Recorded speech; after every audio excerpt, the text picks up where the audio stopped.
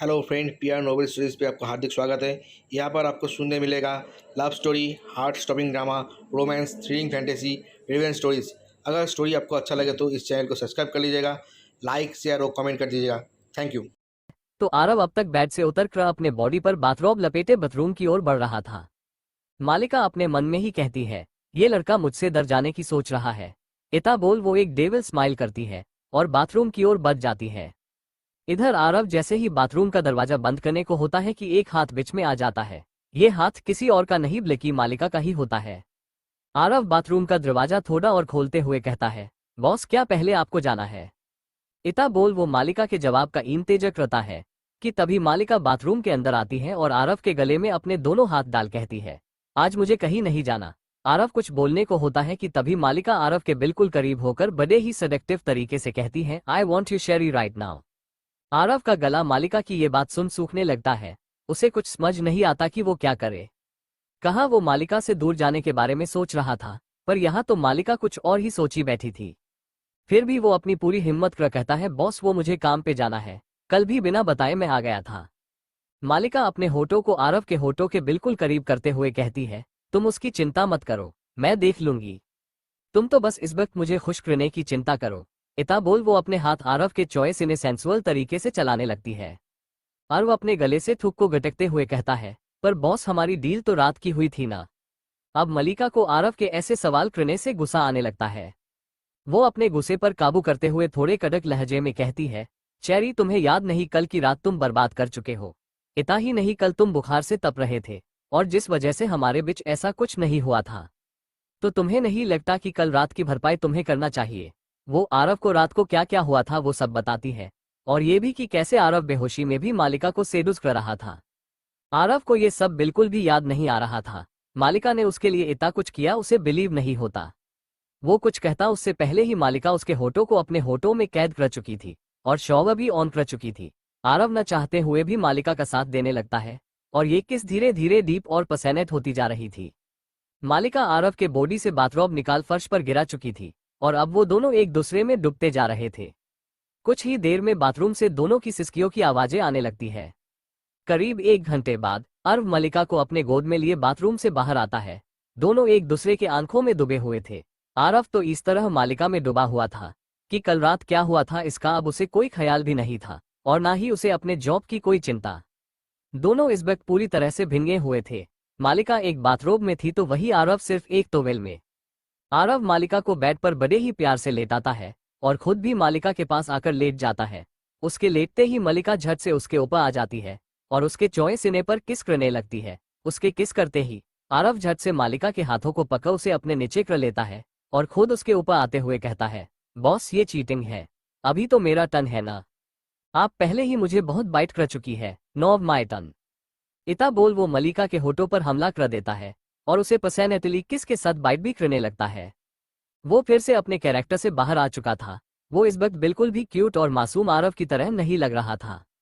एक पसैनेट किस के बाद आरव मालिका के होठों को छोड़ता है और मालिका के बाथरोब को उसके शरीर से अलग करते हुए उसके नेक और कोलबोन पर लगातार किस और बाइट करने लगता है। वही उसके हाथ मालिका के हर सेंसिटिव पार्ट को सेंसुअली टच के साथ साथ उस पर एक दबाव बना रहे थे, जिससे मालिका मदहोश हो रही थी और उसकी मदहोशी भरी सिसकियों से पूरा कमरा गूंज रहा था, जो आरव की हरकतों और वाइल्डनेस को बढ़ाने का काम कर रही थी। करीब 1 घंटे बाद आरव अपना सर मालिका के दोनों पैरों के बीच से उठाकर उसके चेहरे की ओर देखता है। मालिका की आंखें इस वक्त पूरी तरह बंद थी और उसके मुंह से किसी को भी पागल कर देने वाली सिसकियां निकल रही थी और साथ में वो कभी कभी अपने होठों को भी बाइट करती, जिसे देख कोई भी उस पर मर मिटने को तैयार हो जाए। आरव ये देख हल्का सा स्माइल करता है और मालिका के होठों की तरफ झुक जाता है। तभी मालिका की आंखें अचानक से बड़ी हो जाती हैं और उसके मुंह से एक द्रव भरी आह निकल जाती है। वो घूर कर आरव के फेस को देखती है। आरव इस वक्त ऐसे स्माइल कर रहा था जैसे कि उसने मलिका से किसी बात का बदला लिया हो। मालिका उसे घुते हुए कहती है, तुम दिन पर दिन बहुत ही क्रूएल और चालाक होते जा रहे हो चेरी। आरव एक स्माइल के साथ कहता है, ये सब आपसे ही तो सीखा है बॉस। इतना बोल वो मालिका के होठों पर अपने होठ रख देता है और अपने कमर की मूवमेंट को तेज कर देता है और वही मालिका के हाथ आरव के कंधे और बालों में कस चुके थे। करीब 2 घंटे बाद सब शांत हो जाता है। दोपहर का वक्त करीब 1 बजे आरव की आंखें खुलती हैं। उसके पेट में चूहे कबड्डी खेल रहे थे। वो अपना पेट पकड़कर उठता है उसकी नजर सामने जाती है जहां मालिका अपने ऑफिस के ड्रेस पहनी सोफे पर बैठी हुई थी और फोन पर किसी से बात कर रही थी। जब उसकी नजर आरव पर जाती है तो वो आरव को देख अपनी आई विंक कर देती है। आरव उसे देखता ही रह जाता है। मालिका पिंक शर्ट और व्हाइट ब्लेजर में कमाल लग रही थी। ऊपर से उसके ऊपर के 2 बटन खुली हुई थी, जिससे उसकी सुंदर और कोमल कॉलर बॉन साफ साफ दिखाई दे रहा था। उसके होठों पर नूर लिपस्टिक और एक पोनीटेल। कोई भी देखकर अपने होश खो बैठे। आरव इस पल ये भी भूल जाता है कि उसके पेट में चूहे खुद रहे हैं। वो झट से बेड से उठता है और अपनी कमर पर टॉवेल लपेट मालिका के बगल में जाकर बैठ जाता है और उसके कंधे पर अपना सर रख देता है। मालिका उसे ऐसे करते देख स्माइल करती है और अपना फोन रख कहती है, क्या हुआ चेरी, भूख लगी है? तो आरव अपना मासूम सा चेहरा बनाकर कहता है, हूँ बॉस, बहुत जोर से भूख लगी है। आपने कल से मुझ कुछ भी खाने को नहीं दिया है, भूखे मर जाऊंगा मैं। मालिका कहती है, ऐसा कभी नहीं होगा, जाओ जाकर फ्रेश हो लो, तब तक खाना आ जाएगा। आरव मालिका को और टाइट हक करते हुए कहता है, फ्रेश फ्रेश थी, सुबह ही हुए थे ना, अब कितनी बार नहाऊं मैं बिल्कुल फ्रेश हूँ। इता कि आप मुझे अभी भी लिख कर सकती है। मालिका उसे घूर कर देखती है तो आरव बड़े ही मासूमियत से अपनी कसम खाते हुए कहता है, सांची में बॉस। मालिका उसे देखना में अपना सर हिलाती है और कहती है, अच्छा ठीक है, अब थोड़ा दूर रहो, मेरे कपड़े खराब मत करो ना, मुझे ऑफिस जाना है। आरव जल्दी से मालिका को छोड़ देता है और कहता है, जी जी बॉस, अब क्या मुझे खाना मिलेगा? मालिका कहती है, हाँ बस कुछ ही मिनट में आ रहा होगा, तब तक जाओ, कम से कम कपड़े तो पहन लो। आरव हाँ में सर हिलाता है और अपने कपड़े ढूंढने लगता है पर उसे कहीं दिखाई नहीं देते। तो वो फिर से मालिका के सामने जाकर खड़ा हो जाता है और अपने दोनों हाथ कमर पर रखकर मालिका को देखने लगता है। मालिका वही सोफे पर बैठ अब अपने हाथ में एक फाइल लिए उसे पढ़ रही थी। आरव के ऐसे अपने सामने आकर खड़े होने से वो थोड़ी इरिटेट हो जाती है और गुस्से में उसे कुछ बोलने को होती ही है कि जब वो उसे डांटने के लिए अपनी नजरें ऊपर करती है तो वो कुछ बोल ही नहीं पाती, उसके सब जैसे गायब ही हो जाते हैं। आरव इस वक्त किसी ग्रीक गॉड से कम नहीं लग रहा था। वो इस वक्त सिर्फ एक टॉवेल में था। उसके ब्रॉड चेस्ट और उसके 6 पैक मालिका को पागल बना रही थी। ऊपर से उसके बॉडी पर मालिका के दिए हुए बाइट। मालिका बहुत ही मुश्किल से अपने गले से थूक गड़ाकती है और आरव के फेस की तरफ देखती है। आरव मुंह फुलाए मालिका को ही देख रहा था। मालिका कहती है, अब क्या हुआ, ऐसे क्यों घूर रहे हो? तुम जानते हो इसकी क्या कीमत देनी पड़ेगी तुम्हें? इतनी ताकत बची है क्या अभी भी? आरव को मालिका की बातें समझ नहीं आती और वो मासूमियत से बोलता है, बॉस मुझे कुछ समझ नहीं आ रहा, पर वैसे ताकत तो नहीं है मेरे अंदर अभी। मालिका कहती है, तो ऐसे क्यों खड़े हो? आरव अपने सर पर मारते हुए कहता है, हाँ वो मुझे मेरे कपड़े नहीं मिल रहे। मालिका कहती है, जाओ बाथरूम में होंगे। आरव कहता है, क्या मेरे कपड़े बाथरूम में है? मालिका हाँ में अपना सर हिलाती है और वापस से अपनी नजर फाइल पर गड़ा देती है। इधर उसी फार्म हाउस के कुछ दूरी पर एक आदमी अपने हाथ में एक दूरबीन लिए खड़ा था। उसका फेस मास्क से अड़का हुआ था। वो पूरे हरे कपड़े में था। तभी एक औरत दौड़ते हुए उसके पास आती हुई दिखाई देती है, पर जब तक वो उस आदमी तक पहुंचती कि वो उससे कुछ दूरी पर ही गिर जाती है। उसके सर के पीछे गोली लग जाती है। वो आदमी ये देख अड़ से कांपने लगता है और वहां से भागने को होता ही है कि उसे उस औरत के हाथ में एक कागज दिखाई देता है। वो जैसे तैसे जान बचाते हुए उस औरत के हाथ से वो कागज ले लेता है, पर तभी वहां पर ताबड़तोड़ फायरिंग होने लगती है, जिसमें उस लड़के के एक हाथ में एक गोली लग जाती है, पर फिर भी वो वहां से बच निकलता है। कुछ देर भागने के बाद एक गाड़ी आकर उसके सामने रुकती है, जिसमें वो कूद जाता है और वहां से निकल जाता है। इधर फार्म हाउस में मालिका उसी फार्म हाउस के छत पर खड़ी थी। उसके हाथ में भी एक दूरबीन था, जिससे वो जंगल की तरफ देख रही थी। उसके चेहरे पर चिंता की एक लकीर खिंच जाती है। तभी उसके पॉकेट में रखे वॉकी टॉकी से कुछ आवाज आती है। मालिका जल्दी से उसे अपने कान के पास ले जाती है, तो उधर से आवाज आता है, सॉरी बॉस, वो आदमी भाग गया। मालिका कहती है, ठीक है, उस औरत की लाश को लेकर आओ। इता बोल वो कॉल कट कर देती है। इधर कमरे में आरव जब बाथरोब खोलता है तो वो देख हैरान रह जाता है। वहां उसके लिए बहुत सारे कपड़े थे। वो खुश होते हुए उनमें से एक शर्ट और जीन्स निकाल पहन लेता है और जैसे ही कमरे में मालिका को दिखाने आता है, मालिका वहां नहीं रहती, पर खाने की ट्रे वही टेबल पर रखी हुई होती है। आरव ये देख मायूस हो जाता है और बोलता है, बॉस चली गई मुझसे बिना कुछ कहे, अब मैं क्या करूं? क्या मुझे यही रहना होगा? पर जब बॉस नहीं है तो मैं यहाँ क्यों रहूं? मुझे घर भी जाना था। बॉस ऐसे कैसे बिना कुछ कहे जा सकती है? वो यही सब बड़बड़ाते हुए खाए जा रहा था। इधर उसी फार्म हाउस के हॉल में मालिका सोफे पर किसी रानी की तरह बैठी हुई थी और उसके सामने 2 गार्ड खड़े थे और नीचे फर्श पर वही जंगल में दौड़ती हुई औरत पड़ी हुई थी और वही उसके पीछे 2 लड़कियां खड़ी थी, जिसमें से एक सीबी थी। मालिका अपने सामने खड़े गर्द से कहती है, शेरू, इस औरत के बारे में A to Z सारी जानकारी निकालो। देखो हाल में ये औरत किस किस से मिली है और इसके अकाउंट भी चेक करो। उन दोनों में से एक लड़का आगे आता है और अपना सर झुकाकर कहता है, जी जी बॉस। तभी मालिका वहां खड़े दूसरे गार्ड को कहती है, तुम अपने कुछ लोगों को यहाँ के आसपास के सारे हॉस्पिटल में भेजकर चेक करने बोलो, हो सकता है वो किसी हॉस्पिटल में हो। इता बोल वो वहां से खड़ी हो जाती है और सीढ़ियों की तरफ बढ़ जाती है। उसके जाते ही सीबी के बगल में खड़ी लड़की सीबी से कहती है, दी कोई कैसे कुछ पैसों के लिए गद्दारी कर लेता है ना, उनकी हिम्मत की तो दाद देनी पड़ेगी। सीबी कहती है, हाँ, और वो भी इतने खड़ूस और कोल्ड हार्टेड बॉस से। वही दूसरी लड़की कहती है, हम तो बॉस के लिए जान भी दे सकते हैं। सीबी कहती है, हाँ। तभी दूसरी लड़की कहती है, वैसे कल रात को बॉस ने आपको बुलाया था ना। सीबी कहती है, हाँ। तो दूसरी लड़की कहती है, क्यों, क्या आपने उस लड़के को देखा जो बॉस के कमरे में रह रहा है?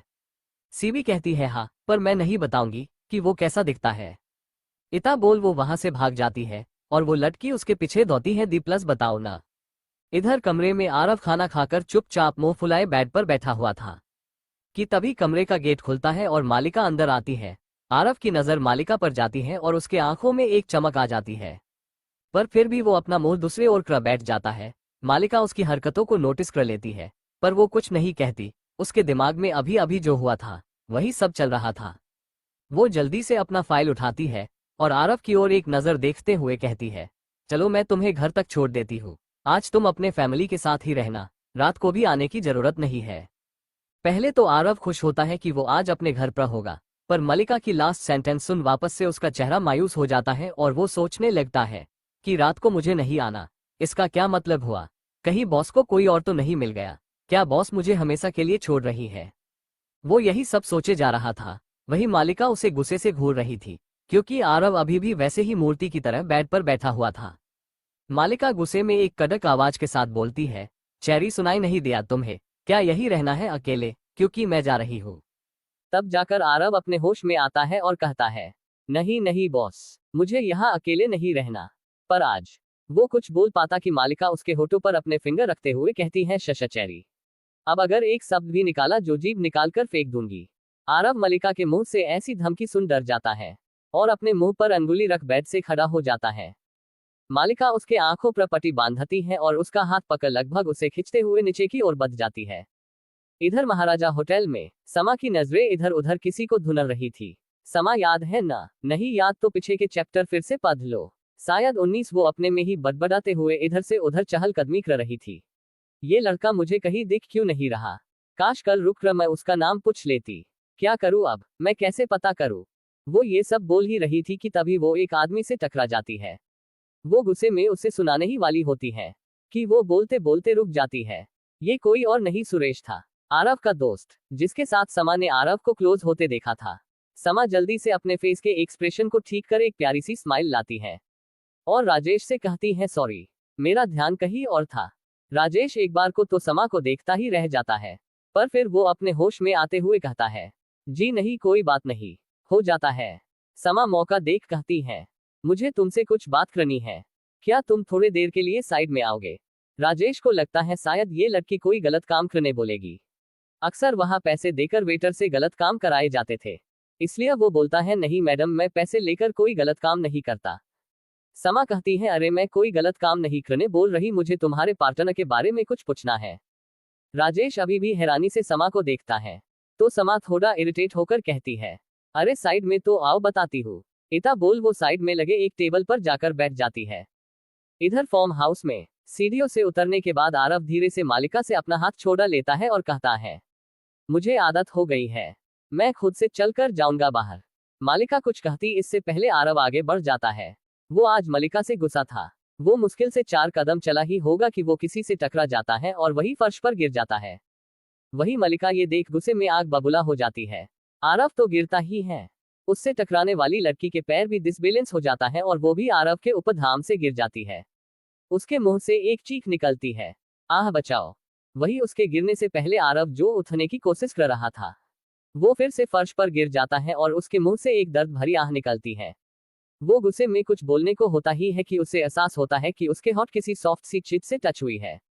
वो क्या है पता करने के लिए आरव अपने टंग को बाहर निकाल उसे लिक करने की कोशिश करता है, पर उससे पहले ही वो लड़की अपने होठ वहां से हटा लेती है, क्योंकि ठीक उसके सामने मालिका खड़ी होकर गुस्से में उसे खा जाने वाली नजरों से घूर रही थी। वो लड़की हड़बड़ाते हुए उठती है, पर तभी वो दोबारा गिर जाती है।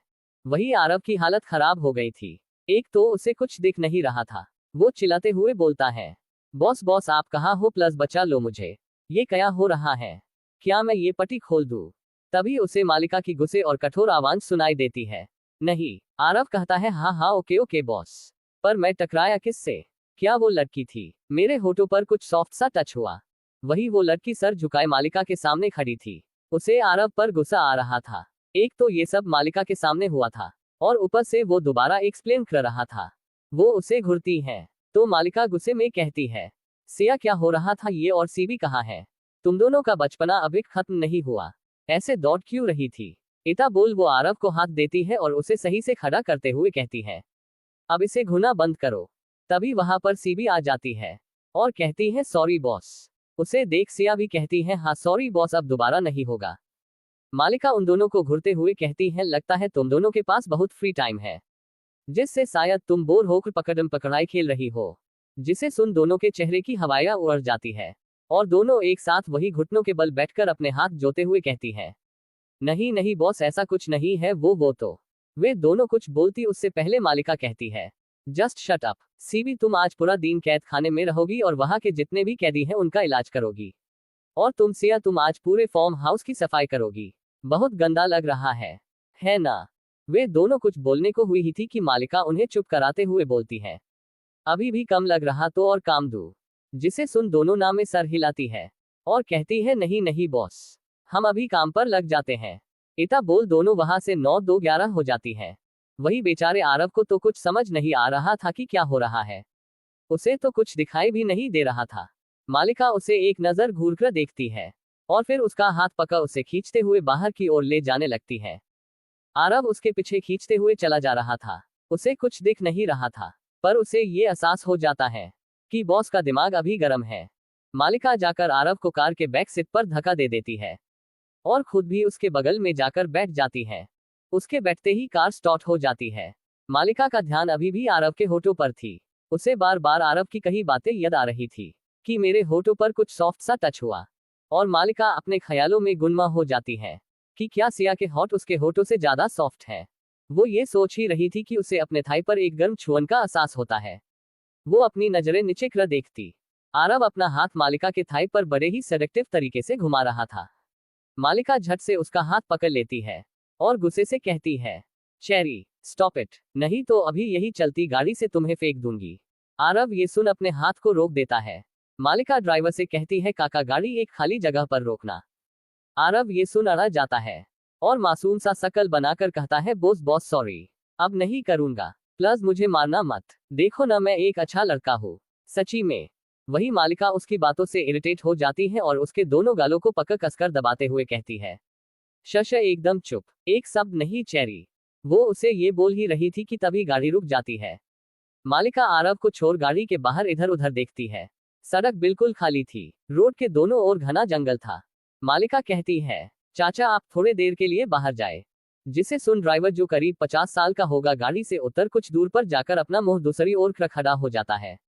वही मालिका जल्दी से आरव के लैप पर आकर बैठ जाती है। आरव को कुछ समझ नहीं आता कि ये क्या हो रहा है। अभी अभी तो मालिका उसे सिर्फ टच करने के लिए डांट रही थी, और फिर तुरंत खुद ही उसके गोदी में बैठ गई। वो सोचने लगता है, कहीं बॉस मेरे छूने से सेडूस तो नहीं हो गई। ये सोच उसके चेहरे पर एक चमक आ जाती है, और वो मालिका के कमर को पकड़ने के लिए जैसे ही अपने हाथ आगे बढ़ाता है कि मालिका झट से उसका दोनों हाथ पकड़ उसके सर के ऊपर कर देती है। आरव कहता है, बॉस ये चीटिंग है, मुझे भी आपको टच करना है, मेरा हाथ छोड़िए प्लीज।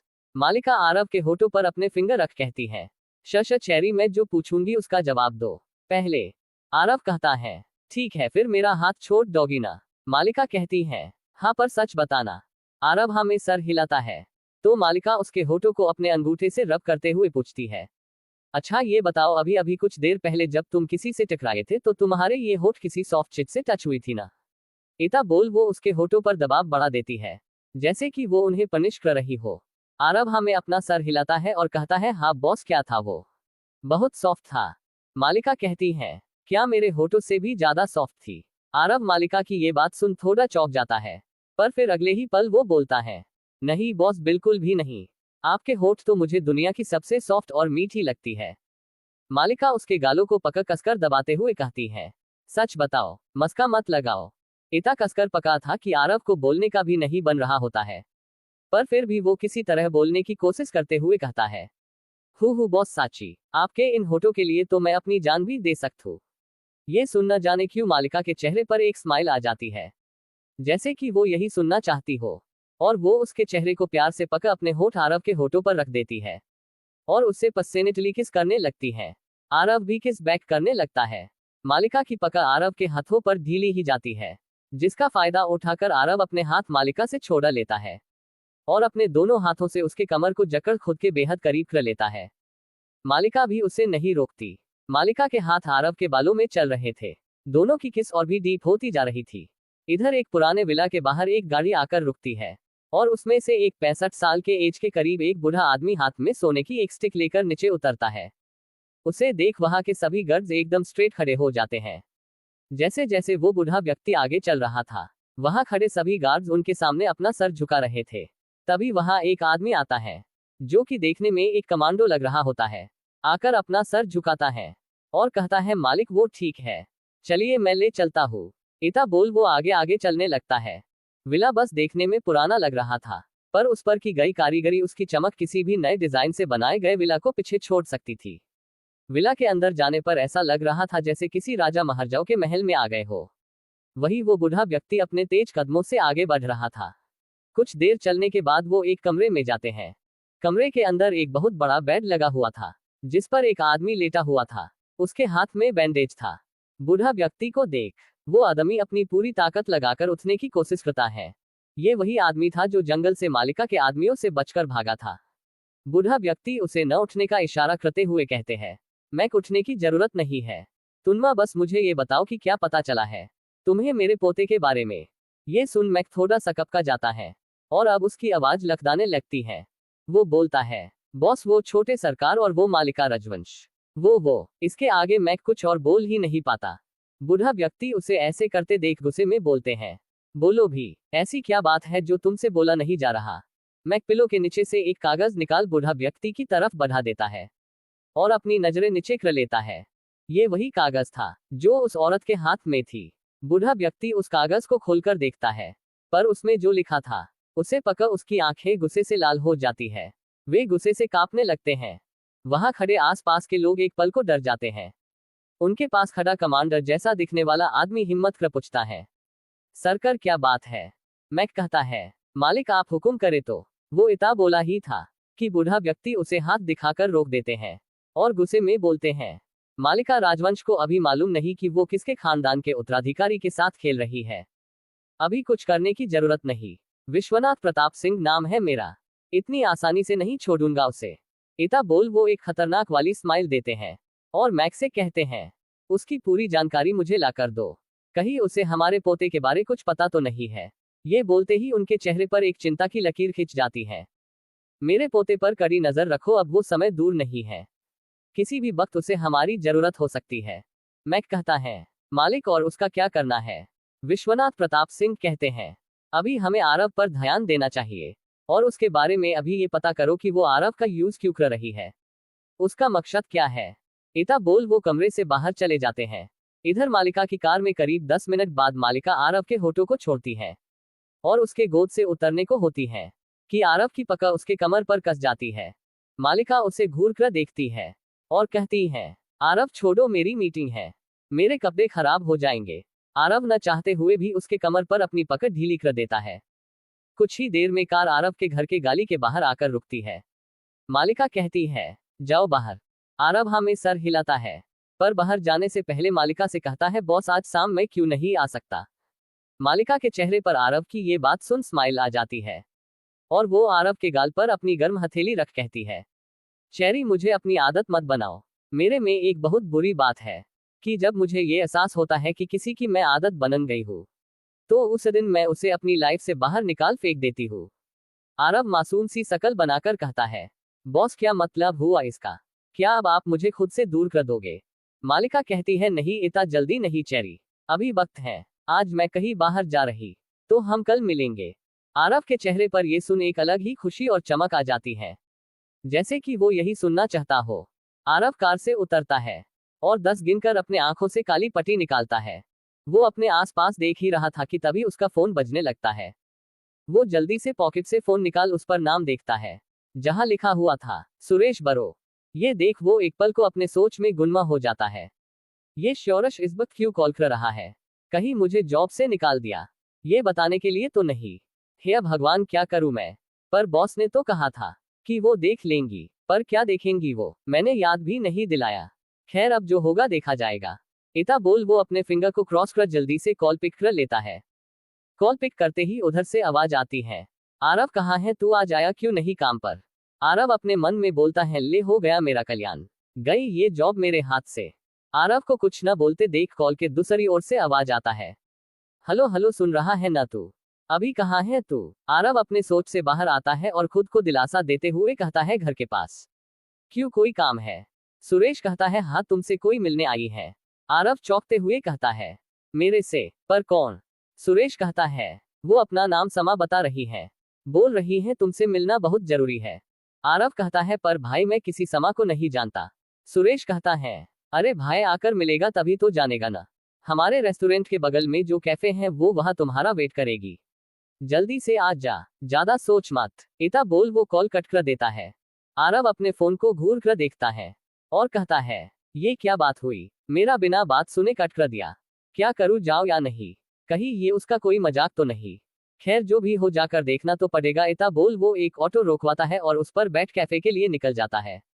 इधर महाराजा होटल में समा सुरेश से पूछती है, क्या सच में आएगा वो? सुरेश कहता, हाँ मैडम जरूर आएगा, आप जाइए। समा थैंक्स बोल वहां से निकल जाती है। उसके जाने के बाद सुरेश अपने मन में ही कहता है, लगता है ये मैडम को मेरा भाई पसंद आ गया है, इसलिए तो उससे मिलने के लिए इतनी बेचैन हो रही है। चलो अच्छा है, उस बुद्धू को थोड़ी अक्ल आएगी इन सब मामलों में। इधर आरव जब कैफे में पहुंचता है तो उसे समझ नहीं आता कि कौन लड़की है। यहाँ वो किसी को तो नहीं जानता। वो इधर उधर देख ही रहा था कि तभी कोई उसके कंधे पर टैप करता है। आरव हड़बड़ा जाता है और जल्दी से पीछे मुड़कर देखता है तो पीछे एक सुंदर सी वेट्रेस खड़ी थी। आरव फिर अपने सोच में गुम्मा हो जाता है, क्या यही समा है? पर मैं तो इसे नहीं जानता। वो ये सब सोच ही रहा था कि तभी वो लड़की उसे उसके कंधे को हिलाते हुए कहती, हेलो सर हेलो। कहाँ गुम्मा हो गए? आरव अपने सोच से बाहर आता है और कहता है, हाँ जी कहिए। वो वेट्रेस ना में सर हिलाती है और कहती है, चलिए आपको मैम बुला रही है। आरव कहता है, कौन मैम? वेट्रेस कहती है, आपका नाम ही आरव है ना? आरव कहता है, हाँ, पर आपको मेरा नाम कैसे पता? वेट्रेस उसका कोई जवाब नहीं देती और एक प्राइवेट केबिन के बाहर जाकर रुक जाती है। आरव उसे आश्चर्य से देखता है तो वेट्रेस उसे अंदर जाने का इशारा करती है। आरव धीरे धीरे अपने कदम अंदर की ओर ले जाता है। अंदर बैठे समा को देख वो उल्टे पैर बाहर जाने लगता है। उसे ऐसे करते देख समा के भौं चढ़ जाती है। आरव इससे पहले कि बाहर जाता, समा उसे रोकते हुए कहती है, आरव रुको। आरव कहता है, सॉरी मैडम, शायद मैं गलत जगह आ गया। समा कहती है, रुको वही। जिसे सुन आरव अपने जगह पर रुक जाता है और अपने में ही बड़बड़ाने लगता है, ये सुरेश का बच्चा भी न, उसे मैं छोड़ूंगा नहीं, पता नहीं कहाँ भेज दिया है। पर फिर उसके दिमाग में आता है, अभी अभी तो इसने मुझे आरव कहकर बुलाए, इसका मतलब ये समा है। वो समा के पास जाता है तो समा स्माइल करते हुए कहती है, हाँ तुम बिल्कुल सही सोच रहे हो, मैं ही समा हूँ, आओ बैठो, मुझे तुमसे बात करनी है। आरव कहता है, तुम्हें कैसे पता कि मैं क्या सोच रहा हूँ? समा कहती है, बस वही, आओ बैठो। आरव कहता है, सॉरी मैडम, क्या पता मेरे यहाँ बैठने के बाद आप मुझसे इंप्रेस हो जाओ, और मैं नहीं चाहता कि एक और नया इल्जाम आप हमारे जैसे गरीब लड़कों पर लगाओ। समा उसकी ये बात सुन चिढ़ जाती है, पर फिर भी वो कहती है, आरव प्लस मेरी बात सुनो। अच्छा, उस दिन के लिए सॉरी। वो ये सब बोल तो रही थी पर अंदर ही अंदर उसे आरव पर गुस्सा भी आ रहा था। वो सोच रही थी, अगर मुझे अभी इसकी जरूरत नहीं होती तब बताती इसे। इतनी सुंदर लड़की सामने बैठी है और इसे बात करने के लिए सामने से ऑफर दे रही है, पर देखो इसके तो नखरे और एटीट्यूड ही कम नहीं हो रहे। फिर वो एक गहरी सांस लेते हुए कहती है, मैं भी क्या सोच रही हूँ, इसे तो हम जैसे खूबसूरत लड़कियों में कोई इंटरेस्ट ही नहीं है। तो नखरे तो दिखाएगा ही। आरंभ उसे खुद में ही बुदबुदाते हुए देख कहता है, तुमने कुछ कहा? समा कहती है, नहीं। आरव प्लीज एक बार मेरी बात सुन लो, अब तो मैंने सॉरी भी कह दिया है। आरव अपने मन में ही सोचता है, ठीक है एक बार बात सुन ही लेता हूँ क्या कह रही। और वो ठीक उसके सामने वाले चेयर पर जाकर बैठ जाता है। इधर मलिक के केबिन में राजीव केबिन का डोर नोक कर अंदर आता है। मल्लिका इस वक्त अपने लैपटॉप में बिजी थी। राजीव की ओर बिना देखे ही कहती है, हाँ बोलो राजीव। राजीव कहता है, बॉस वह नीचे आलोक सर आए हुए हैं और आपसे मिलने की जिद कर रहे हैं। मल्लिका राजीव की बात सुन हंसने लगती है और कहती है, और तो होश ठिकाने आ ही गए, भेजो उसे अब आया उठ पहाड़ के नीचे। उसे ऐसे हंसते देखा राजीव के चेहरे पर भी हल्की मुस्कान आ जाती है और वह अपना सर झुकाते हुए कहता है, जी बॉस। इतना बोल वह केबिन से बाहर जाने वाला ही होता है कि मल्लिका उसे रोकते हुए कहती है, रुक जाओ राजीव, क्यों ना उसे थोड़ा और इंतजार और करवाया जाए। तुम जाओ जाकर उसे कहो कि मैं एक मीटिंग में बिजी हूँ, 1 घंटे बाद में फ्री होगी, तब तक अगर वो चाहे तो मेरा वेट कर सकता है। राजीव हंसते हुए कहता है, जी बस मैं समझ गया। इतना बोल वह केबिन से बाहर चला जाता है और इधर अरब समा से मिलने कैफे में जाता है। समा उसे बैठने को कहती है। अब आगे आरव समा के सामने चेयर पर बैठते हुए कहता है, हाँ बोलो, आज क्या काम आन पड़ा तुम्हें मेरे जैसे गरीब लोगों से। समा अपने मन में कहती, ये लड़का पता नहीं मेरी बात सुनेगा भी कि नहीं, जब से आया है बस ताने पे ताने दिए जा रहा है। खैर समय खराब होने पर गधे को भी बाप बनाना पड़ता है, मैं तो इसे सिर्फ बॉयफ्रेंड बना रही हूँ। आरव चुटकी बजाते हुए कहता है, हेलो समा मैडम कुछ बोलेंगी भी? समा आरव के आंखों में देखकर कहती है, आरव क्या तुम मेरे बॉयफ्रेंड बनोगे? आरव चौंकते हुए कहता है, क्या क्या बोल रही है आप? अरे ये तो हद हो गई, मुझ जैसे गरीब हॉट और क्यूट लड़का देखा नहीं कि आ गई मुझे अपना बॉयफ्रेंड बनाने। पर मुझे ये मंजूर नहीं, पता नहीं कहाँ से आ जाते हैं, क्या जमाना आ गया है, लड़कियों लड़कों के पीछे पड़ी है। इता बोल वो वहां से उठकर जाने लगता है। वो वहां से जा पाता उससे पहले समा उसका हाथ पकड़ लेती है। उसके हाथ पकड़ते ही समा को एक करंट सा लगता है, उसे एक अलग एहसास होता है, पर वो उस एहसास को झटकते हुए कहती है, आरव प्लस रुको, पहले मेरी बात तो सुन लो, बस तब से मुझे ताने दिए जा रहे हो, तुम्हारे जगह कोई और होता तो मेरी बात सुन खुशी से पागल हो जाता। आरव समा की बात सुन उससे अपना हाथ छोड़ाते हुए कहता है, हाँ वही तो, मुझे पागल नहीं होना है ना मैडम। समा कहती है, देखो आरव तुम्हें मैं सच में मेरा बॉयफ्रेंड बनने नहीं कह रही, बस एक नाटक करना है। देखो मैं एक मुसीबत में हूँ और मुझे लगता है तुम बहुत अच्छे हो, प्लस एक बार मेरी बात सुनो। आरव एक गहरी सांस लेता है और वापस से चेयर पर बैठ समा की ओर देखने लगता है। समा एक बार को उसके ऐसे देखने से सकपका सी जाती है, उसे पता नहीं चलता कि वो ऐसे क्यों बिहेव कर रही है। अगले ही पल वो बोलना स्टार्ट करती है। वो आरव को सारी बात बताती है कि कैसे उसके पेरेंट्स ने उसकी शादी अपने बिजनेस पार्टनर के बेटे के साथ तय कर दी और किस तरह साहिल उस दिन उसके साथ बदतमीजी कर रहा था। आरव उसकी पूरी बात सुन कहता है, ये बात है तो तुम्हें अपने घर पर बता देना चाहिए। समा कहती है, वे लोग मेरी बात नहीं मानेंगे, उन्हें मुझसे ज्यादा उस साहिल पर भरोसा है, वो जो कहेगा वो वही करेंगे। आरव कहता है, तो फिर इसमें मैं कैसे तुम्हारा हेल्प कर सकता हूँ? समा कहती है, तुम्हें बस मेरा बॉयफ्रेंड बनकर साहिल के सामने मेरे साथ चलना होगा। आरव स्माइल करते हुए कहा है, और भला मैं ऐसा क्यों करूंगा, मेर क्या फायदा होगा, उलट अगर तुम्हारे मंगेतर ने मुझे मार दिया तो मैं अभी मरना नहीं चाहता। समा कहती है, नहीं ऐसा कुछ नहीं होगा, इसकी मैं गारंटी लेती हूँ, और फिर भी कुछ हुआ तो तुम उसे सच सच बता देना, तब तो वो तुम्हें कुछ नहीं करेगा, और रही बात फायदे की तो मैं तुम्हें पूरे 10,000 दूंगी। आरव कहता है, पर मुझे ये बॉयफ्रेंड जैसा कुछ नाटक करने नहीं आएगा, क्योंकि कभी मेरी कोई गर्लफ्रेंड नहीं रही। समा कहती है, तुम्हें कुछ भी करने की जरूरत नहीं है, तुम्हें बस मेरे हाँ में हाँ मिलाना है।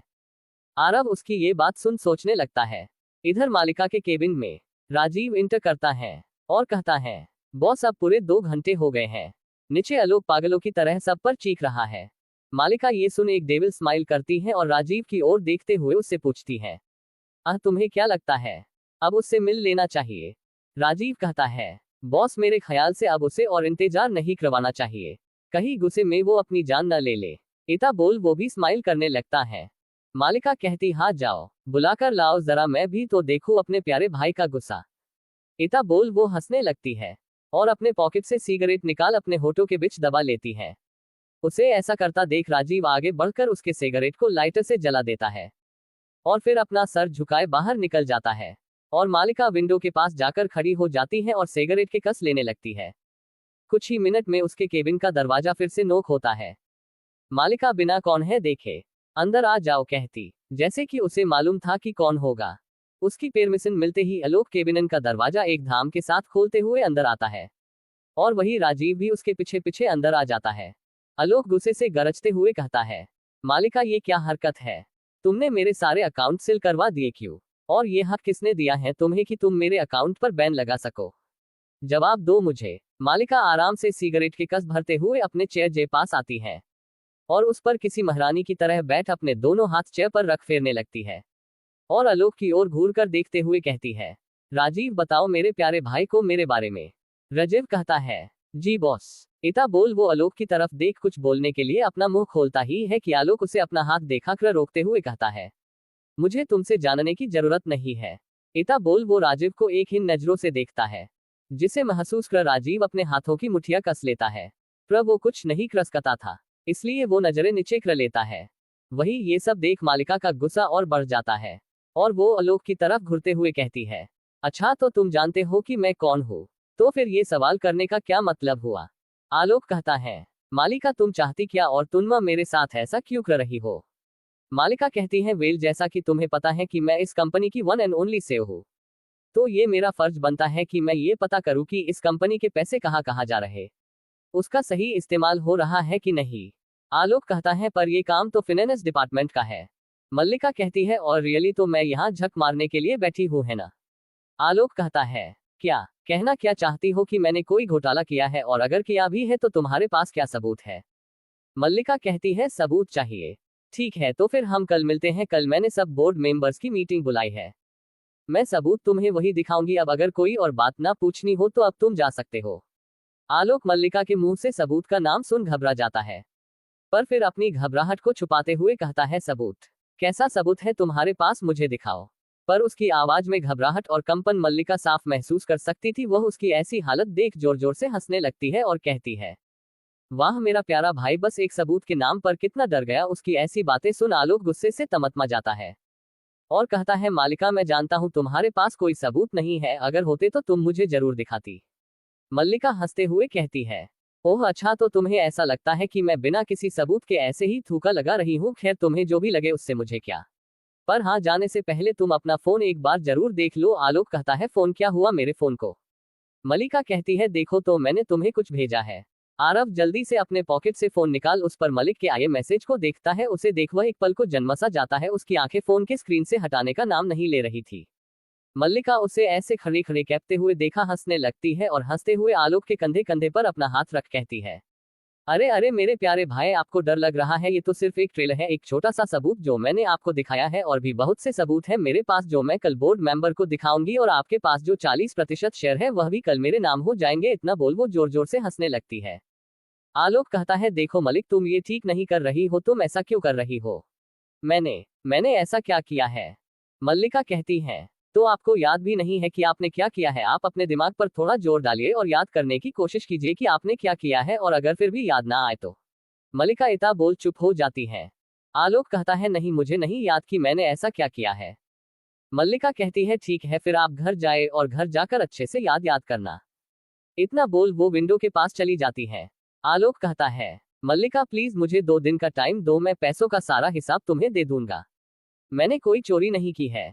देखो अगर ये बात बोर्ड मेंबर तक गई तो मैं बर्बाद हो जाऊंगा, रोड पर आ जाऊंगा। मल्लिका कहती है, ठीक है मैं आपको पूरे 1 वीक का टाइम देती हूँ। आलोक खुश होते हुए कहता है, ठीक है मल्लिका, मैं तुम्हें निराश नहीं करूंगा। मल्लिका कहती है, ठीक है मैं आपको 1 वीक दूंगी। इतना बोल वह राजीव की तरफ देखती है और कहती है, राजीव आलोक के गाल पर एक खींच कर तमाचा मारो। ये सुन आलोक और राजीव दोनों शौक रह जाते हैं। वहां एक शांति पर पसर जाती है, पर आलोक उस शांति को भंग करते हुए गुस्से से मलिक को घूरता और कहता है, मल्लिका ये क्या कह रही हो तुम? यह मुझे थप्पड़ मारेगी, यह जो ना सही से लड़का है और नहीं लड़की। मल्लिका कहती है, आपको 1 वीक टाइम चाहिए। आलोक कहता है, हाँ पर उसके लिए क्या तुम मुझे इस 2 कौड़ी के सेक्रेटरी को मुझे थप्पड़ मारने को कहोगी? आखिरकार मैं तुम्हारा भाई हूँ। मल्लिका कहती है, ठीक है मैं समझ गई, कल बोर्ड मीटिंग में जरूर आइएगा। इतना सुना आलोक के पैर कांपने लगते हैं और वह ना चाहते हुए भी अपने मन को मारकर राजीव के सामने जाकर खड़ा हो जाता है वही राजीव की हालत भी कुछ सही नहीं थी। वह मलिका की तरफ देखा है। मलिक कहती है, राजीव मेरे ऑर्डर फॉलो करो और मुझे आवाज यहाँ तक सुनाई देनी चाहिए। आलोक राजीव की ओर गुस्से और हिन भरी नजरों से देखता है। राजीव के कानों में अभी अभी आलोक की कही बातें गूंजने लगती है जो उसे अपशब्द कह रहा था। उसे हिन नजरों से देख रहा था। ये याद कर उसे बहुत गुस्सा आता है और वो खींचकर एक जोर का तमाचा आलोक के गाल पर जड़ देता है। मल्लिका कहती है, राजीव ये क्या करते हो तुम? मुझे सुनाई नहीं दिया, मुझे यहाँ तक सुनाई देनी चाहिए। उसकी यह बात सुन आलोक मल्लिका को घूर कर देखने लगता है, पर तभी राजीव एक जोर का तमाचा आलोक के दूसरे गाल पर जड़ देता है जिससे आलोक का सर नीचे झुक जाता है। मालिका ये देख एक डेविल स्माइल करती है और कहती है, आलोक अब तुम जा सकते हो, मैं तुम्हें 1 सप्ताह का टाइम देती हूँ। आलोक गुस्से से तमतमाते हुए अपने पैरों को पटक वहां से बाहर निकल जाता है। उसके जाते ही मालिका राजीव से हंसते हुए कहती है, राजीव तुम्हें मजा आया कि नहीं? राजीव अपनी नजरें झुकाकर कहता है, थैंक यू बॉस, मैं जाकर मिस्टर वालिया वाली फाइल रेडी करता हूँ। इधर कैफे में आरव और समा एक दूसरे के आमने सामने बैठे थे। आरव कुछ बोलता उससे पहले वहां एक वेटर आ गया और टेबल पर 2 कॉफी के मग रख दिए। समा उसे जाने का इशारा करती है और आरव की तरफ देखती है। आरव कहता है, ठीक है, पर सिर्फ एक बार ही ना। समा खुश होते हुए कहती है, और really thank you Aarav. Aarav कहता है, पहले मेरी पूरी बात तो सुन लो। समा कहती है, हाँ हाँ बोलो। आरव कहता है, सिर्फ एक बार ही मैं ये नाटक करूंगा। समा कुछ सोचती है और फिर हाँ में सर हिलाती है। फिर आरव कहता है, और मेरे में चिपकना मत, मैं ऐसा वैसा लड़का नहीं हूँ। आरव की इस बात पर समा को हंसी आ जाती है, तो आरव उसे घूर कर देखता है। उसे ऐसे घूरने से समा अपने हंसी को कंट्रोल करती है और सीरियस होते हुए कहती है, हाँ हाँ पका, मैं नहीं चिपकूंगी, पर हाथ तो पकना ही होगा, बस हल्का सा पंच दूंगी, अपना हाथ दो। आरव कहता, नहीं, मैं अपना हाथ तुम्हें नहीं दूंगा। समा अपने सीट से उठकर आरव के बगल वाले चेयर के पास जाकर बैठ जाती है। जब तक आरव कुछ समझ पाता तब तक समा उसका हाथ पकड़ चुकी थी। आरव समा को घूर कर देखता है, जैसे कि वो उसे अपने आंखों से ही मार देगा, और अपना हाथ छोड़ते हुए कहता, ये सब क्या है? तुम तो अभी से ही चिपकने लगी। समा कहती है, अरे नहीं, मैं बस तुम्हें बता रही, देखो बस ऐसे नॉर्मल हाथ पकना है, बस। आरव कहता है, ठीक है, पर अभी तो छोड़ो। समा कहती, ओ हाँ। इता बोल वो उसका हाथ छोड़ देती है और वापस अपने जगह पर जाकर बैठ जाती है और कॉफी के सिप लेने लगती है। इधर आरव भी कॉफी पीने लगता है, पर उसके दिमाग में बस यही चल रहा था कि क्या वो ये सही कर रहा है या नहीं। तभी समा कहती है, तुम ज्यादा मत सोचो, कुछ करना नहीं है, बस मेरे हाँ में हाँ मिलाना है। आरव कहता है, ठीक है, तो अब मैं चलूं? समा कहती है, कहा, अभी हमें शॉपिंग पर जाना है। आरव कहता है, शॉपिंग पर क्यों? समा कहती है, क्यों, क्या तुम ऐसे चलोगे? आरव कहता है, हाँ तो देखो मैंने कितने अच्छे कपड़े पहने हैं। ये वही कपड़े थे जो आरव मालिका के विला से पहनकर आया था। समा एक नजर उसके कपड़ों पर डालती है, वो वाकई में अच्छे थे। समा कहती है, हाँ तुमने बहुत अच्छे कपड़े पहने हैं, पर फिर भी ये कपड़े शाम को डिनर के लिए सही नहीं है। चलो ना, घबराओ मत, पैसे मैं दूंगी। आरव कहता है, अच्छा ठीक है, मेरे 10,000 में से तो नहीं काटोगी ना? समा हंसते हुए कहती है, नहीं बिल्कुल भी नहीं, अब चलो, शाम होने ही वाली है। इता बोल वो वापस से आरव का हाथ पकड़ बाहर की ओर जाने लगती है। आरव कहता है, अरे अभी क्यों हाथ पकड़ रही हो? बोला ना चिपको मत। वो ये सब थोड़ा तेज बोलता है, जिस वजह से वहां आए सभी लोगों का ध्यान समा पर ही चला जाता है, जिससे समा थोड़ा एम्बेरेंस से हो जाती है। वही आरव को भी समझ आ जाता है कि उसने कुछ गलत कर दिया, जिस वजह से वो समा को देखने लगता है। समा बिना किसी की तरफ ध्यान दिए सीधे बाहर की ओर निकल जाती। वो मन ही मन आरव को कोस रही थी, उसे गालियां दे रही थी, पता नहीं मेरे हाथ पकड़ने से क्या हो गया, किया जाएगा क्या? ओ गॉड, पता नहीं मैंने किस पागल को पकड़ लिया है। अब तू ही है जो है, बचा लेना मुझे आज। तभी आरव भी उसके पीछे आ जाता है और कहता है, सॉरी मैडम। समा कहती है, कोई बात नहीं, देखो हाथ पकड़ने से कुछ नहीं होता, चलो क्या तुम मेरे दोस्त बनोगे, अच्छे वाले?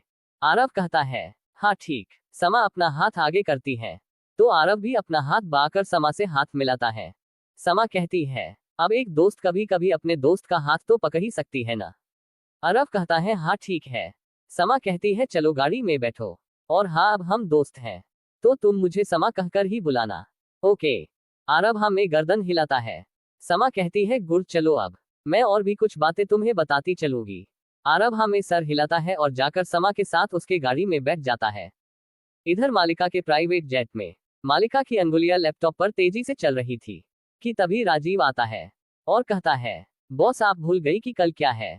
मालिका कहती है, नहीं राजीव, मैं कल का दिन कैसे भूल सकती हूँ। उसी दिन तो मुझे मेरे आसपास रहने वाले लोगों की असलियत मेरे सामने आई थी। राजीव कहता है, तो बॉस आपको नहीं लगता कि आपको उन्हें विश करना चाहिए ताकि उन्हें हम पर कोई शक न हो। मालिका कहती है, हाँ क्यों नहीं, विश ही नहीं, मैं कल उनकी सबसे बड़ी इच्छा भी पूरी करने वाली हूँ जिसके लिए वे सब इतना गेम प्लॉटिंग कर रहे। राजीव मालिका की इस बात को नहीं समझ पाता। वो कुछ पूछने को होता ही है कि तभी मालिका कहती है, मेरे लिए एक सब्स्टिट्यूट खोजो।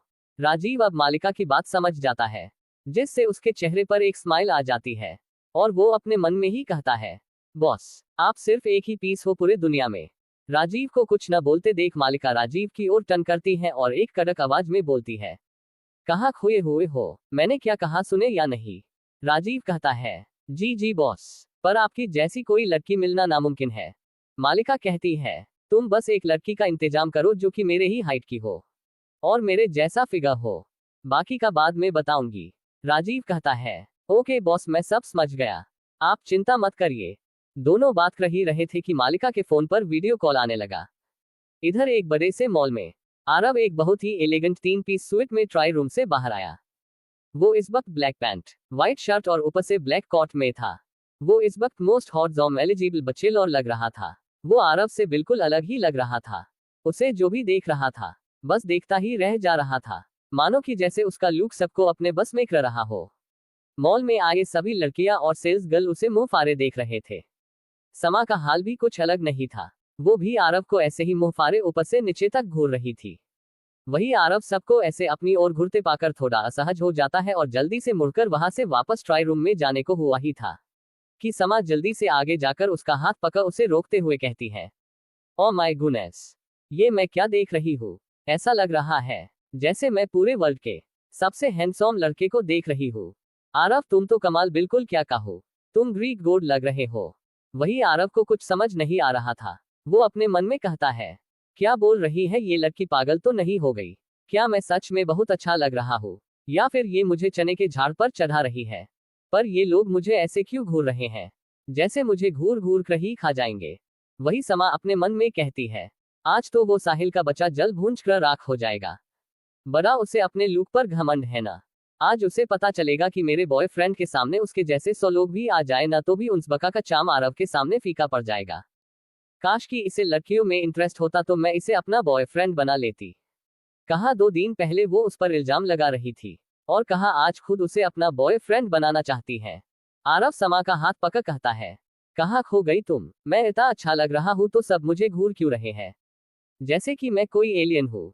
समा कहती है, उल्लू हो तुम। इतना बोल वो एक नजर सबको देखती है और कहती है, ये मेरा बॉयफ्रेंड है, जिसे सुन सभी लड़कियां न चाहते हुए भी अपनी नजरें आरव से फेर लेती है, पर चुपके चुपके उसे देखने से रोक नहीं पाती। वही लड़के भी खुद को उसे ऐसे घुने से एम्बेरेंस से हो जाते हैं। समा कहती है, देखा अब तो कोई नहीं घूर रहा, चलो एकदम मस्त लग रहे हो। इतना बोल वे दोनों बिलिंग काउंटर पर चले जाते हैं। राजीव और मालिका दोनों ही फोन को घुरते हैं। फोन पर राहुल नाम शो हो रहा था। मालिका कहती, ये मुझे वीडियो कॉल क्यों कर रहा। राजीव कहता है, हो सकता है बॉस वो जानने की कोशिश कर रहे हो कि आप कहाँ हैं और कल जाएंगे या नहीं। मालिका कहती है, कॉल पिक करो। राजीव कहता है, बॉस मैं। मालिका कहती है, और कोई है यहाँ, पिक करो, अगर मैं उठाई तो शायद अपने गुस्से को काबू में न रख पाओ। राजीव ओके कहता है और कॉल पिक कर लेता है। कॉल पिक होते ही उधर से मालिका की माँ की आवाज आती है और स्क्रीन पर घर के सभी लोग दिखाई देने लगते हैं। राहुल, ममता और आलिया सभी घूर कर राजीव को देखते हैं। ममता कहती है, मेरी बेटी कहाँ है, उसका फोन तुम क्यों उठा रहे हो। राजीव कैमरा मालिका की ओर करते हुए कहता है, बॉस अभी बिजी है, खुद ही देख लीजिए, हम अभी जेट में हैं। मालिका कैमरा की ओर देखकर कहती है, हाँ माँ बोलो, कुछ काम था। क्या बात है आप सब लोग एक साथ। आलिया कहती है, दी हम सब आपको बहुत मिस कर रहे थे और सबसे ज्यादा तो जीजू, है ना जीजू। ये बोल वो राहुल के कंधे पर हाथ रखती है। राहुल कहता है, हाँ जान, मैं बहुत मिस करता हूँ तुम्हें, पर तुम्हें कभी मेरी याद नहीं आती, हर वक्त बस काम काम। तुम्हें तो कुछ याद भी नहीं होगा। मालिका एक तिरछी स्माइल करती है। बेबी मुझे सब याद रहता है, तुम चिंता मत करो, कल का मेरा सारा टाइम आप लोगों का होगा। अब फोन रखो, मैं बिजी हूँ। मालिका की ये बात सुन सबके चेहरे पर एक चमक आ जाती है। ममता कहती है, बेटा सच में, मैं बहुत खुश हूँ, कल मैं तेरी पसंद की रबड़ी बनाऊंगी। मालिका कहती, हम माँ। वही आलिया के चेहरे से रौनक गायब हो जाती है, पर फिर भी वो एक झूठी स्माइल के साथ मालिका से पूछती है, क्या सच में दी? मालिका कहती है, हाँ, मैं झूठ नहीं बोलती। राहुल कहता है, थैंक यू जान, you are the best, love you. मैं बेसब्री से तुम्हारा इंतजार कर रहा हूँ। मालिका ओके कहती है और राजीव कॉल कट कर देता है। कॉल कट कर राजीव कहता है, बॉस इन सब को तो बेहतरीन एक्टर का अवार्ड मिलना चाहिए। मालिका कहती है, बातें बनाना छोड़ कल के लिए एक सब्स्टिट्यूट का इंतजाम करो। इधर आरव और समा एक बड़े से क्लब के सामने खड़े थे। समा भी ब्लैक गाउन में बहुत खूबसूरत लग रही थी। उसने बालों का बन बनाया हुआ था, जिसमें से 2 लटें उसके गालों को छू रही थी। और आरव तो ग्रीक गॉड लग ही रहा था। क्लब में जाने वाले लोग उन्हें बार बार मुड़कर देख रहे थे। आरव कहता है, समा मुझे ये जगह अच्छी नहीं लग रही। समा कहती है, चलो तो पहले अंदर, तुम्हें अच्छा लगेगा, और अगर अच्छा नहीं लगा तो हम बाहर आ जाएंगे। इता बोल वो आरव का हाथ पकड़ लेती है। आरव उसे घुरता है तो समा कहती है, यार ये सब नॉर्मल है और हम दोस्त हैं, बस। इता बोल वो आरव को लेकर अंदर चली जाती है। अंदर एक अजीब सी खुशबू आरव के नाक में घुस रही थी। उसे ये सब बिल्कुल अच्छा नहीं लग रहा था। सामने स्टेज पर बहुत से लोग अपने अपने पार्टनर के साथ डांस कर रहे थे। लड़कियां बहुत ही रेवेली कपड़े पहने हुए थे और तरह तरह की लाइट चमक रही थी। समा आरव का हाथ पकड़ सीढ़ियों से ऊपर जाती है। ऊपर थोड़ी शांति थी। समा आरव को लेकर एक प्राइवेट केबिन में जाती है। वहां साहिल पहले से ही एक लड़के के साथ बैठा हुआ था। समा को देख वो उस लड़के को जाने का इशारा करता है। लड़का समा और आरव को घूरकर ऊपर से नीचे तक देखता है और वहां से बाहर चला जाता है। उसके जाते ही समा गुस्सा करते हुए कहती है, साहिल मैंने कहा था कि हम किसी रेस्टोरेंट में मिलेंगे, फिर तुमने मुझे यहाँ क्यों बुलाया? साहिल कहता है, आते के साथ गुस्सा, पर तुम पे स्वीट करता है बेबी, तुम्हारी नाक लाल हो जाती है, आओ आकर बैठो तो पहले। समा उसे खा जाने वाली नजरों से देखती है और साहिल के सामने वाले चेयर पर बैठ जाती है। आरव को भी अपने बगल वाले चेयर पर बैठाती है। साहिल की नजर समा और आरव के हाथ पर जाती है। उसे बहुत गुस्सा आता है, पर वो खुद के गुस्से को काबू रखता है। तुम तो ऐसे गुस्सा कर रही हो जैसे यहाँ पहली बार आई हो। सबसे पहले मैंने तुम्हें यही देखा था, याद है? खैर छोड़ो। समा आरव की ओर देखकर कहती है, आरव ये है साहिल। आरव अपना हाथ आगे बढ़ाते हुए कहता है, हेलो मिस्टर साहिल। साहिल भी अपना हाथ आगे करता है और आरव से हाथ मिलते हुए कहता है, हेलो, तो आप समा के बॉयफ्रेंड हैं? इता बोल वो आरव के हाथ को और टाइट पकड़ लेता है और उसे दबाने लगता है, पर वो नाकाम हो जाता है। अभी अभी कुछ सेकंड पहले आरव का हाथ उसे लड़कियों की तरह सॉफ्ट लगा था, पर जैसे ही वो उसे दबाने की कोशिश करता है, वो उसे एक लोहे की तरह हार्ड हो महसूस होता है। वही समा उसे ऐसा करते देख लेती है और बीच में बोल पती है, साहिल, मैं जानती हूँ मेरा बॉयफ्रेंड बहुत हैंडसम है। लड़कियां तो लड़कियां, लड़के भी इस पर फीदा हो जाते हैं। अब तुम ये मत कहना कि आप भी मेरे बॉयफ्रेंड पर लट्टू हो गए हैं। हाथ छोड़ो उसका। समा की बात सुन साहिल जल्दी से आरव का हाथ छोड़ देता है। वही आरव को कुछ पता नहीं चलता। आरव के बैठते ही समा उसका हाथ पकड़ देखने लग जाती है। आरव कहता, क्या कर रही हो? समा कुछ नहीं कहती और साहिल की तरफ देख कहती है, अब तो हो गया ना तुम्हें भरोसा कि मेरा बॉयफ्रेंड है, वो भी सबसे बहुत हैंडसम। साहिल ड्रिंक का ग्लास आरव और समा की ओर करते हुए कहता है, हाँ देख लिया, पर तुम्हारा ये बॉयफ्रेंड कृता क्या है? समा कहती है, ये मैं तुम्हें जानने की जरूरत नहीं है। साहिल हंसते हुए कहता है, ठीक है गुस्सा मत करो, लो ड्रिंक करो, मैं पीछे हटता हूँ, तुम जीत गई, हैंडसम तो है ये। समा ये सुन खुश हो जाती है और कहती है, वेल थैंक यू मिस्टर साहिल, हमारा कहीं और भी जाने का प्लान है, तो हम ड्रिंक नहीं करेंगे।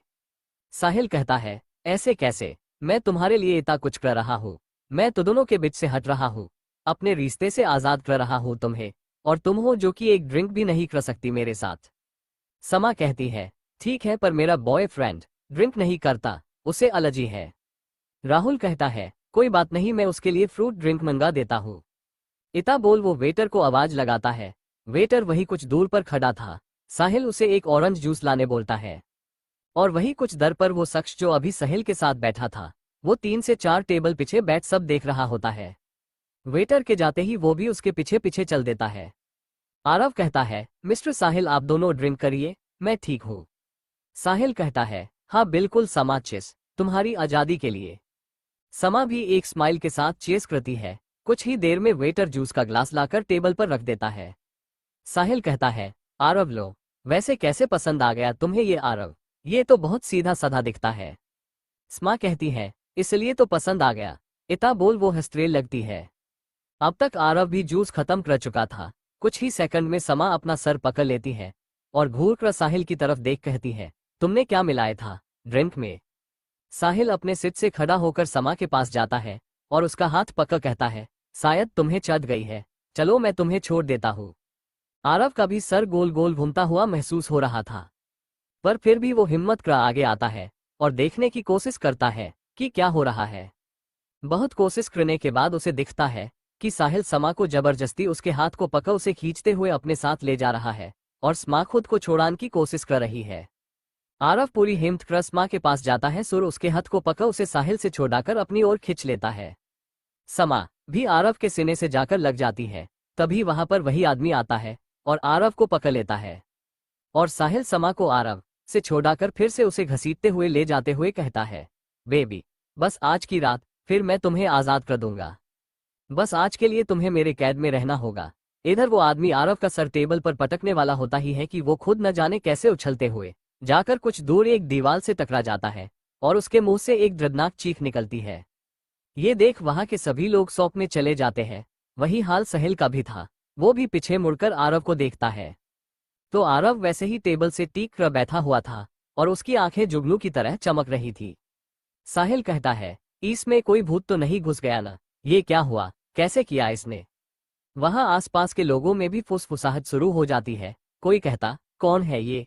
इसने बस उस पहलवान को गुस्से से देखा था। तो कोई कहता है, नहीं उसने तो बस हल्का सा धक्का दिया था, बस इतने में ही वो पते की तरह उड़ गया।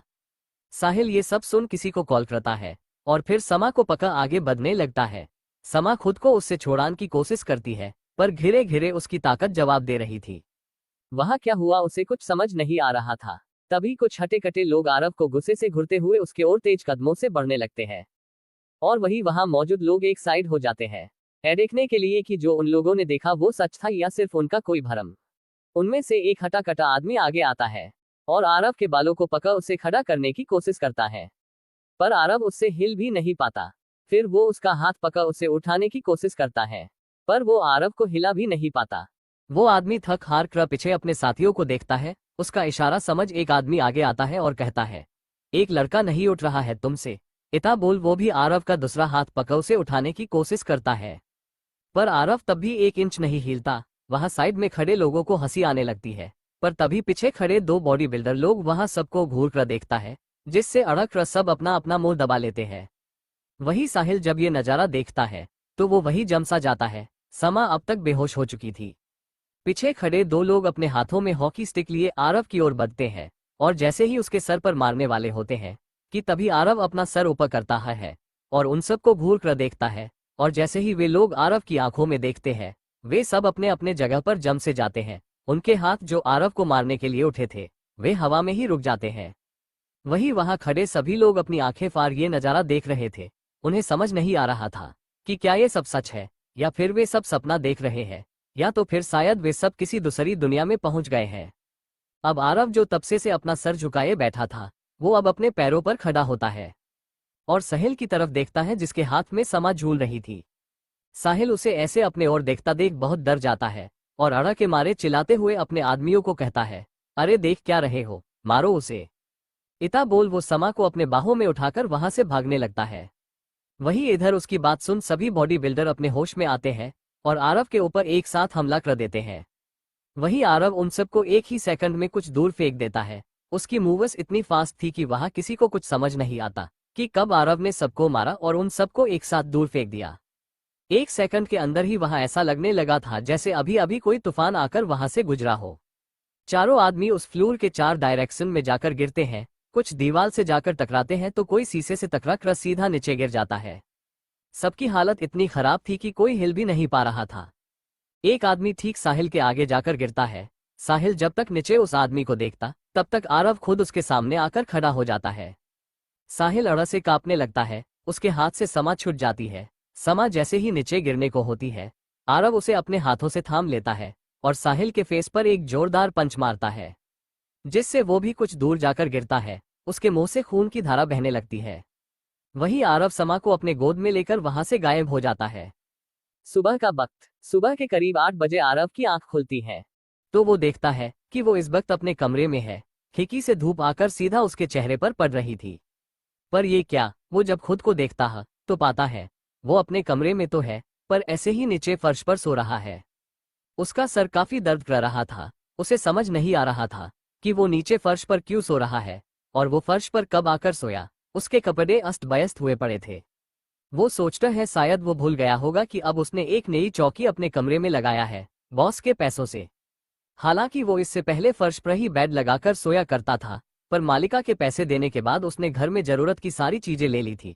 तभी उसने अपने लिए एक अच्छी सी चौकी भी ले लिया था, क्योंकि अक्सर फर्श पर सोने से उसकी कमर अकड़ जाती थी। पर फिर उसके दिमाग में आता है वो ये कैसे भूल सकता है। पर फिर वो अपने ख्यालों को झटकता है और उठकर बेड पर जैसे ही लेटने को होता है, उसे बेड पर एक लड़की सोई हुई नजर आती है। अब वो अपना सर पकड़कर अपने बालों को नोचने लगता है। उसे कुछ समझ नहीं आ रहा था कि उसके बेड पर कौन सोया हुआ है। उसे सिर्फ उसका बैग दिख रहा था। उसके कपड़े भी अस्त व्यस्त थे।